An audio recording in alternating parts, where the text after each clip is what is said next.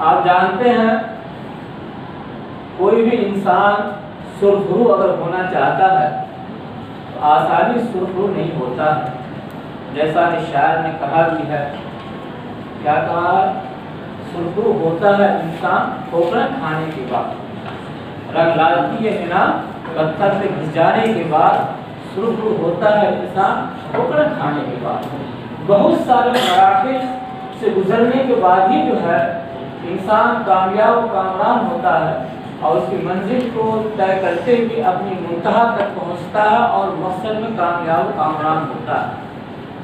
اللہ تعالیٰ قرآن مجید کے اندر بھی اہل ایمان سے خطاب کرتے ہوئے فرمایا ہے، یہ مت تم سمجھو کہ ایمان لے آئے تو بس جنت مل جائے گی، ایسا نہیں ہے۔ لَنَبْلُوَنَّكُمْ بِشَيْءٍ مِّنَ الْخَوْفِ وَالْجُوعِ وَنَقْصٍ مِّنَ الْأَمْوَالِ، ہم نے بتایا کہ ہم تو ضرور آزمائیں گے اور آزمائش مختلف نوعیتوں کی ہوں گی، ان تمام آزمائشوں سے گزرنے کے بعد ہی تم ایک مرتبہ تک پہنچ سکتے ہو، کامیاب کامران ہو سکتے ہو، ورنہ اس سے پہلے کامیاب نہیں ہو سکتے ہو۔ حضرت ابراہیم علیہ السلام کو دیکھیے، قرآن نے کیا کہا، وَإِذِ ابْتَلَىٰ إِبْرَاهِيمَ رَبُّهُ بِكَلِمَاتٍ فَأَتَمَّهُنَّ قَالَ إِنِّي جَاعِلٌ لِّلنَّاسِ إِمَامًا۔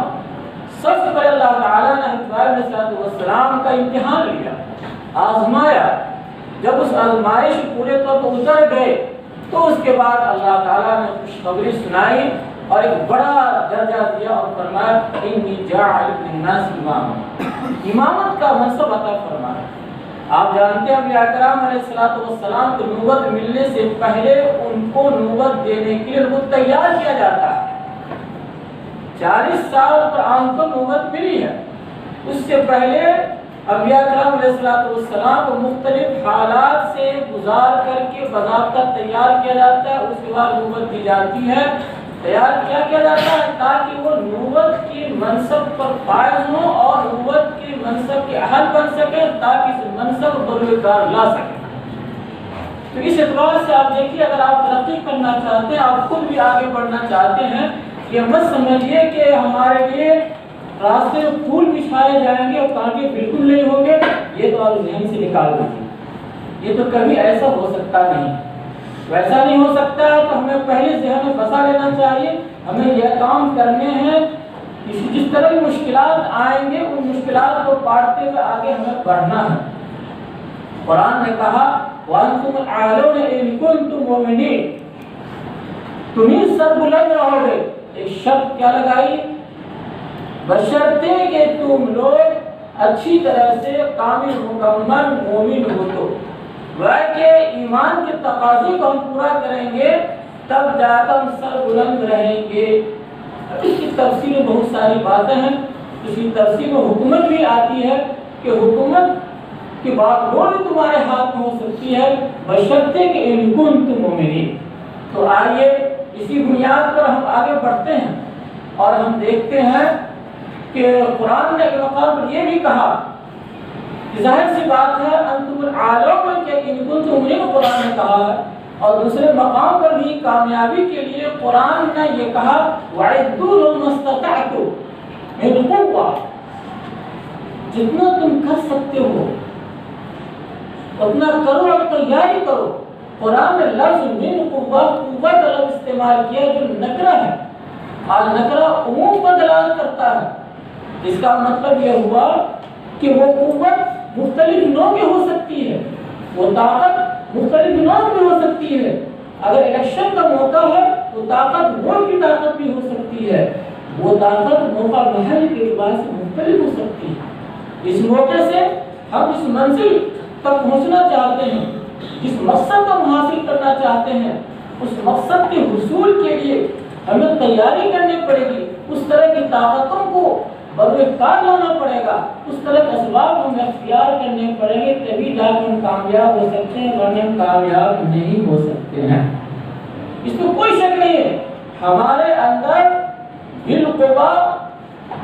بالقوا یعنی ہماری صلاحیت موجود ہے، ان صلاحیت کو باہر نکالنا، صلاحیت کو باہر نکالنے کے لیے کچھ کام کرنے پڑتے ہیں، کچھ اسباب اختیار کرنے پڑتے ہیں، تبھی جا کر اس صلاحیت جو خابدہ صلاحیت ہے جس کو بروئے کار لا کر کے، جس کو باہر نکال کر کے، جس کو ہم نکھار پیدا کرنا چاہ رہے ہیں، اور جس کو ہم ایک ٹارگٹ بنا کر کے ہم آگے بڑھنا چاہ رہے ہیں، اس کے لیے کچھ اسباب اختیار کرنے پڑیں گے۔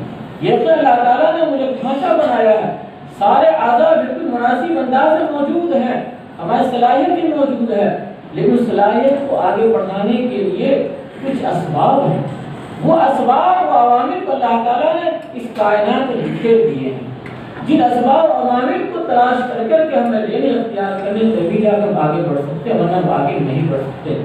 جس کو یوں سمجھا جا سکتا ہے، جس کو یوں سمجھا جا سکتا ہے، جس طرح ایک گاڑی ہے، بہت خوبصورت گاڑی ہے، مکمل طور پر تیار ہے، انجن بھی بالکل ٹھیک ٹھاک ہے، تو کیا وہ گاڑی بغیر پیٹرول کے چلے گی؟ نہیں چلے گی۔ پورا ڈھانچہ ہے، یقیناً ہے، سب کچھ ہے، لیکن پیٹرول کے بغیر گاڑی نہیں چل سکتی۔ اور پیٹرول جب پیٹرول ڈالا جائے گا، جتنا زیادہ پیٹرول خالص ہوگا اتنا ہی زیادہ گاڑی اچھی اور اسپیڈ سے چلے گی۔ اسی طرح سے جتنی ہی زیادہ ہم عوامل کو اختیار کریں گے اور جتنی خوبصورتی کے ساتھ اختیار کریں گے، اتنی ہی زیادہ اسی پاور اور اسی اسپیڈ سے ہم آگے بڑھیں گے اور اپنی منزل تک ہم پہنچیں گے اور اپنے مقصد کے حصول میں کامیاب کامران ہوں گے۔ تو آئیے آج کا جو عنوان ہے، وہ دراصل عنوان کا تعلق ہے، وہ سماج سے تعلق ہے، معاشرے سے تعلق ہے۔ قرآن مجید میں جو عباد الرحمن الذین یمشون فی الارض ہونا، پورے 1.5 صفحے کے اوپر ایمان والوں کی صفات کو اکٹھا کر دیا ہے، اور جب ہم پر ایمان والوں کی صفات کو بیان کیا ہے، اس میں وہ صفات بھی ہیں جو انفرادی طور پہ اختیار کرنے کے ہیں، وہ بھی صفات ہیں جن کا تعلق سماج سے، معاشرت سے ہے، کہ آپ معاشرے کے اندر رہ کر کے، سماج کے اندر رہ کر کے آپ کیسے رہیں گے کہ آپ ڈیولپ کر سکتے ہیں، ترقی کر سکتے ہیں، آگے بڑھ سکتے ہیں، اس کا مکمل طور اس کے اندر تذکرہ کیا ہے۔ عزیز گرامی، تو آج اسی ٹاپک سے، اسی تعلق سے مجھے بات کرنی ہے کہ کیا وہ چیزیں ہیں، کیا وہ عوامل ہیں جن کو ہم اختیار کریں گے تو سماج کے اندر ہم ایک اچھا انسان، ایک شریف انسان اور ایک جو مسلسل کا پیکر اور ایک نمونے کا انسان ہم بن سکتے ہیں۔ یقیناً ہم ایک بڑے عالم دین بن سکتے ہیں، یقیناً ہم ایک بڑے محقق بن سکتے ہیں، یقیناً بڑا سے بڑا عہدے کو بھی حاصل کرنے کا اہل بن سکتے ہیں۔ ظاہر سی بات ہے، ہر انسان اپنے نزدیک اچھا ہی ہوتا ہے۔ مثل مشہور ہے گوارا اپنے دہی کو کھٹا نہیں کہتا ہے۔ جو دہی بیچنے والا ہوتا ہے کہتا دہی مٹھائی ہے، کھٹا کبھی نہیں کہتا ہے۔ ہر انسان یقیناً اپنی خامیوں سے واقف ہوتا ہے، لیکن کبھی اپنی خامی کی طرف نہیں کرتا ہے، وہ خوبیاں ہی گنائے گا، اس کو کوئی شک نہیں ہے۔ تو اچھا انسان ہونے کا معیار کیا ہے؟ دراصل معیار ہے کہ دوسرے لوگ ہمارے بارے میں کیا کہتے ہیں، ان کے تاثرات کیا ہیں۔ اگر ان کی نگاہ ہم اچھے ہیں، یقیناً ہم اچھے ہیں، اگر ان کی نگاہ ہم برے ہیں، اس کا مطلب ہے کہ ہم اچھے نہیں۔ تو دیکھیے، پہلا عنوان ہے معاملات میں دوسروں کے لیے اسوہ اور پیغام، یعنی رہن سہن، چال ڈھنگ، کردار گفتار، اور ہر اعتبار سے ہم دوسروں کی نمونہ بنیں۔ لب و لہجہ کے اندر مٹھاس ہو، بول چال کے اندر نرمی ہو، غصے سے ہم بات نہیں کریں، ہر وقت غصے ہی کے گھر میں نہ رہیں۔ آپ جانتے ہیں کہ حدیث شریف کے اندر بھی منع کیا ہے، لا تغضب، غصہ مت ہو۔ وہ کہ غصے میں برابر رہنا اچھے انسان کی علامت نہیں ہے، سنجیدہ انسان کی علامت نہیں ہے۔ آپ غور کیجیے، قرآن مجید نے آپ صلی اللہ علیہ وسلم کے بارے میں کیا بیان کیا۔ آپ صلی اللہ علیہ وسلم کے اخلاق کی بھی تعریف کی، نقل اعلیٰ خلق عظیم تعریف کی ہے۔ اس کے ساتھ ساتھ یہ بھی قرآن مجید نے آپ صلی اللہ علیہ وسلم سے کہا کہ آپ نے ساتھیوں کے ساتھ آپ کو کیسے رہنا ہے۔ اگر آپ بدزبان ہوتے، بد اخلاق ہوتے، لَنْفَضُّوا مِنْ حَوْلِكَ، یہ ساتھی لوگ آپ کو چھوڑ دیتے، ساتھ اٹھ کے بیٹھ دیتے۔ تو آپ صلی اللہ علیہ وسلم نے اپنا کردار کچھ ایسا پیش کیا کہ آنے والے ساتھی آپ کے کردار گفتار سے متاثر ہوئے بغیر وہ واپس ہی نہیں جاتا۔ مثال کے طور سے ایک واقعہ نقل کر کے آگے بڑھتا ہوں۔ ایک گاؤں سے آنے والا ایک دیہاتی آدمی مدینہ منورہ حاضر ہوتا ہے اور مسجد کے اندر پیشاب کر دیتا ہے۔ صحابہ کرام غصے میں آ جاتے ہیں، اتنا ناراض، کتنا بد سلیقہ ہے کہ مسجد کے احترام کا خیال نہیں رکھا۔ لیکن آپ صلی اللہ علیہ وسلم روک دیتے ہیں، نہیں چھوڑ دو۔ جب وہ فارغ ہو جاتا ہے، اس کو حدیث شریف آتا ہے، پانی ڈال دیا جاتا ہے، آپ صلی اللہ علیہ وسلم صاحب پر غصہ نہیں ہوتے ہیں، غصے کا اظہار نہیں کرتے ہیں، بڑے اخلاق سے پیش آتے ہیں، اس لیے کہ وہ آداب مجلس سے ناواقف تھا۔ اگر اس وقت غصہ میں آ جاتے آپ صلی اللہ علیہ وسلم کی ڈانٹ ڈپٹ اگر کرتے اور اگر کوئی صحابی ہاتھ اٹھا دیتا تو مسئلہ بگڑ جاتا، یہ صحابی اسلام سے برگشتہ ہو جاتا اور وہ ہو سکتا کہ ایمان سے پھر جاتا۔ تو آپ صلی اللہ علیہ وسلم نے کیا رویہ پیش کیا؟ معلوم ہوا کہ آدمی کے غصے کا امتحان اسی وقت ہوتا ہے جب کہ اس کے مزاج کے خلاف کوئی کام ہو، اس کی طبیعت کے خلاف کوئی کام ہو، اس کی طبیعت و مزاج کے خلاف جو بات پیش آتی ہے، اس وقت انسان کا امتحان ہوتا ہے کہ ایک سنجیدہ آدمی ہے یا سنجیدہ آدمی نہیں ہے، اخلاق مند ہے یا اخلاق مند نہیں ہے۔ اس لیے ہمیں چاہیے کہ دوسروں سے معاملات کرنے کے اندر اپنا اچھا اخلاق ہم پیش کریں گے۔ اخلاق جو اچھے ہوتے ہیں وہ پائیدار ہوتے ہیں، وہ دلوں پر نقش کر جاتے ہیں، اور وہ اچھے اخلاق کسی نہ کسی دن اپنا دشمن دکھاتا ہے۔ اس کے بعد نمبر 2 پر ہے دوسروں کی مدد۔ قرآن نے خود کہا تعاون البر والتقوی ولا تعاونوا علی الاثم والعدوان، تقوی اور بھلائی اور نیک اچھے کاموں میں ایک دوسرے کی مدد کرو، گناہ اور ظلم و زیادتی کرنے دوسرے کی مدد مت کرو۔ اب غور کیجئے، قرآن نے یہاں پر اسلام کو شرک ایمان کی بات نہیں کی ہے، مسلمانوں غیر مسلموں درمیان فرق کی بات نہیں کی ہے، مطلب قرآن نے کہا بھلائی اچھے کام جو بھی ہو سکتے ہیں ان میں ایک دوسرے کی مدد کرو۔ لہذا آپ صلی اللہ علیہ وسلم نے اس کا اسوہ پیش کیا۔ حلف الفضول کا واقعہ آپ کو یاد ہوگا، آپ صلی اللہ علیہ وسلم بعد میں فرماتے تھے اگر آج بھی مجھ کو اس کام کے لیے دعوت اگر کوئی دیتا ہے تو میں حاضر ہوتا ہوں۔ حلف الفضول کے آپ صلی اللہ علیہ وسلم شریک ہوئے تھے، ان لوگ کے مشرکین لوگ تھے اس میں شریک ہونے والے۔ اس طرح سے اچھے کاموں میں اگر ہمارے برادران وطن ہم کو بلاتے ہیں ہمیں جانا چاہیے، اور رفاہی کاموں میں اور اس طرح خدمت خلق کے کاموں میں اور اس طرح دکھ کے موقع پر مصیبت کے موقع پر مدد کرنے کے کاموں کے اندر ہمیں آگے بڑھ چڑھ کے حصہ لینا چاہیے۔ اسلام ہمیں اس کی تعلیم دیتا ہے۔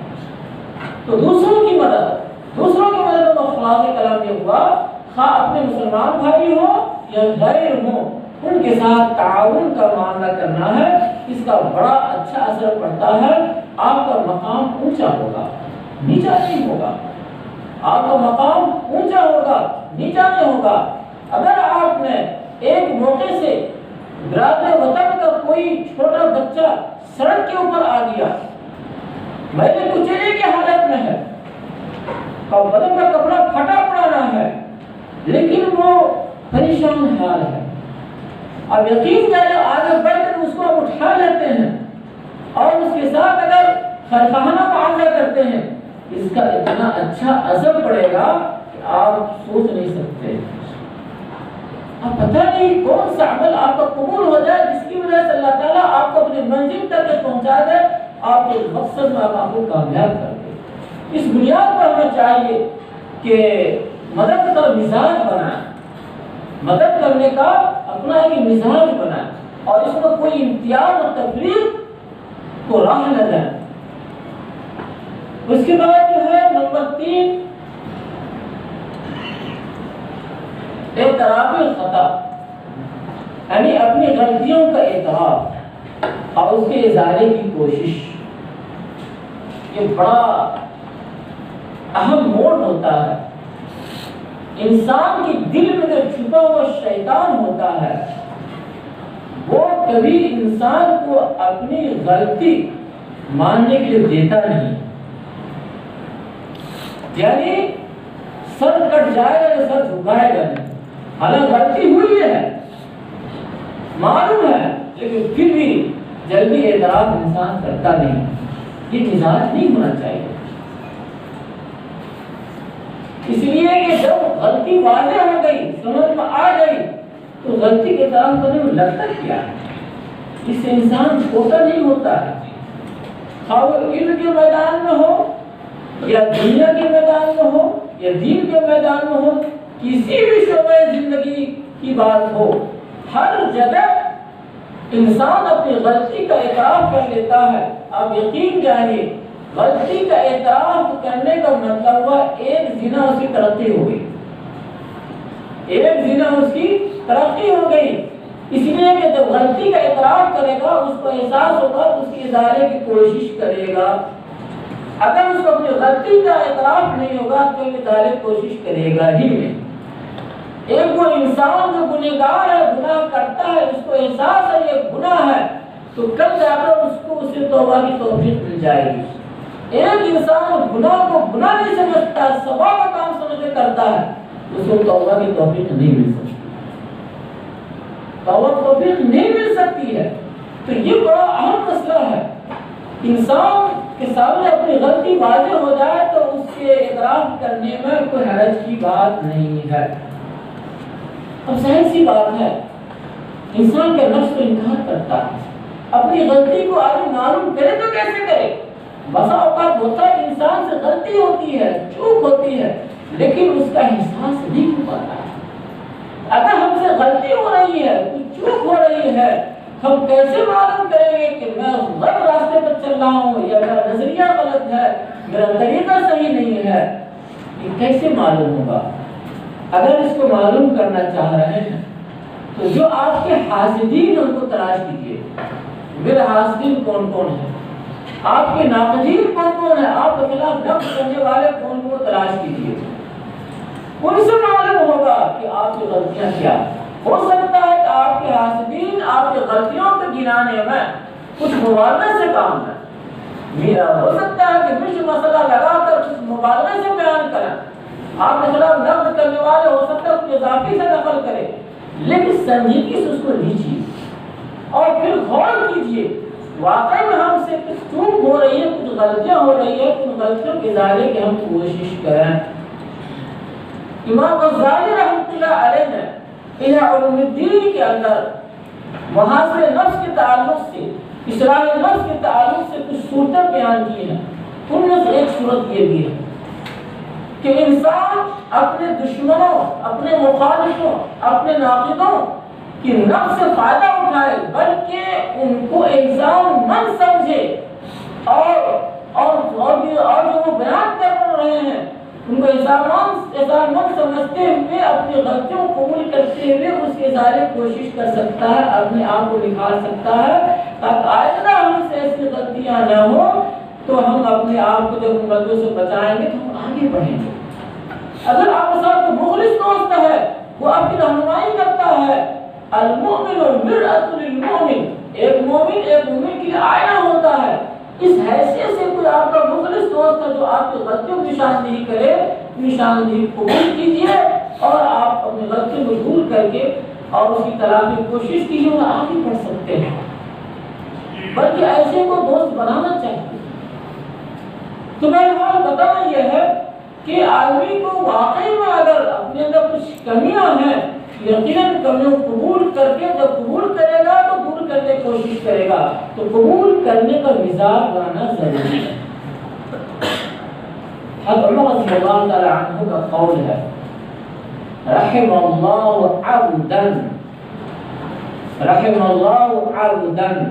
اہدی الی عیوبی، اللہ تعالیٰ اس بندے پر رحم فرمائے جو بندہ میری عیبوں کی طرف میرے عیبوں کی طرف رہنمائی کرے، جو بندہ میری خامیوں کی نشاندہی کرے، میری غلطیوں کی نشاندہی کرے، اللہ تعالیٰ اس پر رحم کرے۔ دعا دے رہے ہیں، وہ کیا کر رہے ہیں؟ وہ دعا دے رہے ہیں۔ میرے دوستوں بزرگوں، کوئی انسان نہ کامل پیدا ہوا ہے نہ ہوگا۔ انبیاء کرام علیہ السلام کو چھوڑ دیجیے، ہر انسان ناقص ہے اور ہر انسان میں کمی ہے۔ کوئی دعویٰ نہیں کر سکتا ہے کہ مجھے کوئی کمی نہیں، غلط بات۔ نقائص سے کوئی انسان پاک نہیں ہو سکتا۔ جب نقائص سے کوئی انسان پاک نہیں ہو سکتا تو یہ تسلیم کر کے چلنا پڑے گا، ہم بھی انسان ہیں، ہمارے اندر بھی نقائص ہو سکتے ہیں، ہمارے اندر بھی کمیاں ہو سکتی ہیں، ہمارے اندر بھی خامیاں ہو سکتی ہیں، ہم سے بھی غلطیاں ہو سکتی ہیں، ہمارے آدم علیہ السلام سے بھی غلطی ہوئی ہے، تو ہم سے کیوں نہ غلطی ہوئی ہے تو وراثت میں ملی۔ تو شرط یہ ہے اپنی غلطی کا اعتراف کر کے اسے دور کرنے کی کوشش کرنا ہے۔ اللہ تعالیٰ کیا فرمایا؟ ان اللہ یحب التوابین، اللہ تعالیٰ ایسے بندوں کو پسند کرتا ہے جو اپنی غلطیوں کا اعتراف کر کے اللہ تعالیٰ کے سامنے سر جھکاتا ہے اور توبہ استغفار کرتا ہے، توبہ کے دعا اللہ تعالیٰ سے کہتا ہے کہ اللہ یہ غلطیاں ہوئی ہے، آپ اسے معاف کر دیجیے۔ وَإِذَا فَعَلُوا فَاحِشَةً ظَلَمُوا أَنفُسَهُمْ ذَكَرُوا اللَّهَ فَاسْتَغْفَرُوا لِذُنُوبِهِمْ وَمَن يَغْفِرُ الذُّنُوبَ إِلَّا اللَّهُ وَلَمْ يُصِرُّوا عَلَىٰ مَا فَعَلُوا۔ قرآن کیا کہہ رہا ہے؟ نیک بندوں کے بارے میں کیا کہہ رہا ہے؟ یہ نیک بندے، اللہ کے مقرب بندے یہ لوگ ہیں جب اس میں غلطیاں ہوتی ہیں تو اپنے غلطیوں کو باقی نہیں رہتے ہیں، ان سے گناہ سرد ہو جائے تو گناہ پر باقی نہیں رہتے ہیں۔ وَلَمْ يُصِرُّوا عَلَىٰ مَا فَعَلُوا، یعنی جو ان سے غلطیاں ہو گئی ہیں تو غلطیوں کو سہ تو اپنے پاس رکھتے نہیں ہے، بلکہ جلدی سے ان گناہوں سے توبہ کرتے ہیں تاکہ روحانی اعتبار سے ان کا درجہ بلند ہو۔ اسی طرح سے کسی بھی میدان عمل کے اندر ہم سے کچھ کوتاہی ہو رہی ہے، غلطی اس کا ہم اعتراف کرتے ہوئے ہم اصلاح کریں، انشاءاللہ ہم اصلاح جب کریں گے تو ہم آگے بڑھتے چلے جائیں گے اور ہم کامیابی کی منزل کی طرف رواں تمام ہوں گے۔ نمبر 4 ہے بدگمانی سے بچنا۔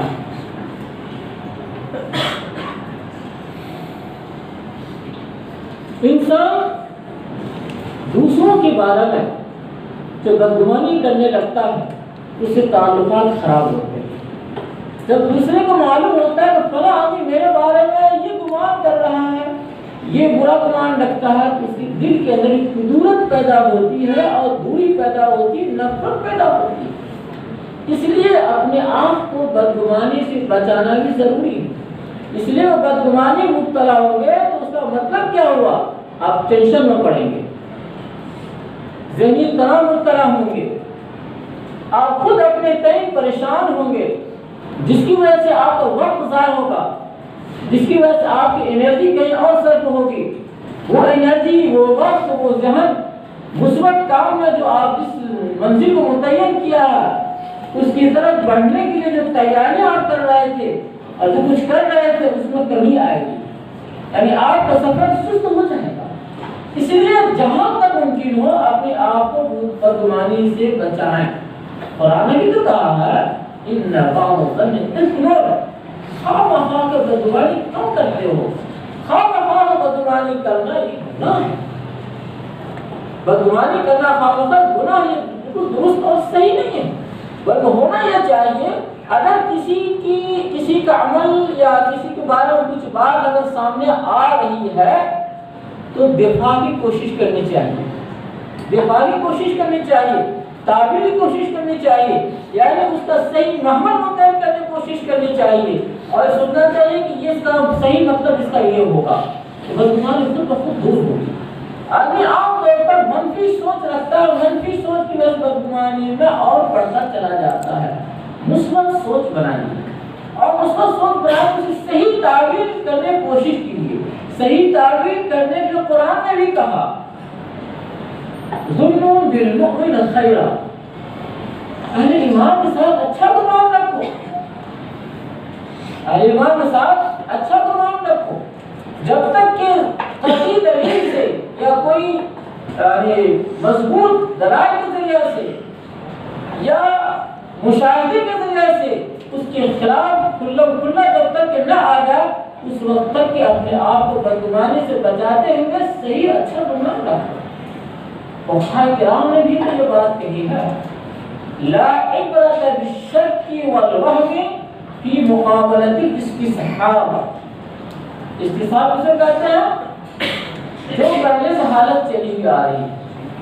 صاحب ایمان کے ساتھ استصحاب کیا ہے؟ صاحب ایمان ہے تو اچھا انسان ہوگا، شریف انسان ہوگا، بہتر انسان ہوگا، اس سے غلطی نہیں ہو رہی ہوگی، کوئی گناہ نہیں ہو رہا ہوگا وغیرہ وغیرہ، یعنی ایک اچھے انسان ہونے کا تصور سامنے آئے گا۔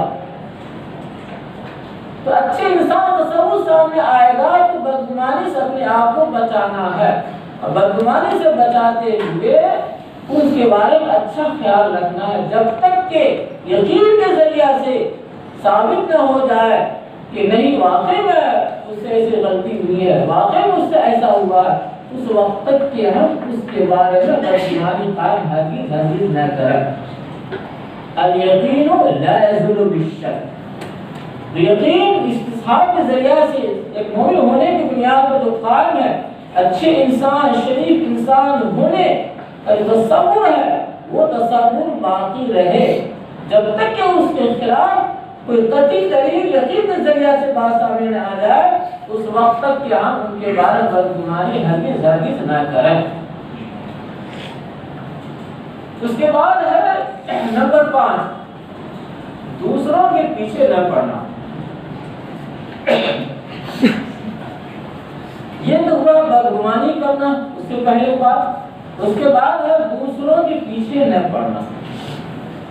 اگر آدمی دوسروں کے پیچھے پڑتا ہے اس میں بھی انسان کا وقت ضائع ہوتا ہے، ذہنی طور پر ذہنی تناؤ کا شکار ہوتا ہے، اپنے کام کو خراب کرتا ہے، اپنے وقت کو برباد کرتا ہے، اور ساتھ ساتھ دوسروں کے پیچھے پڑنے والے لوگ سماج و معاشرے کے اندر بھی اچھی نگاہ سے نہیں دیکھے جاتے ہیں، اور اچھی بات ہے بھی نہیں۔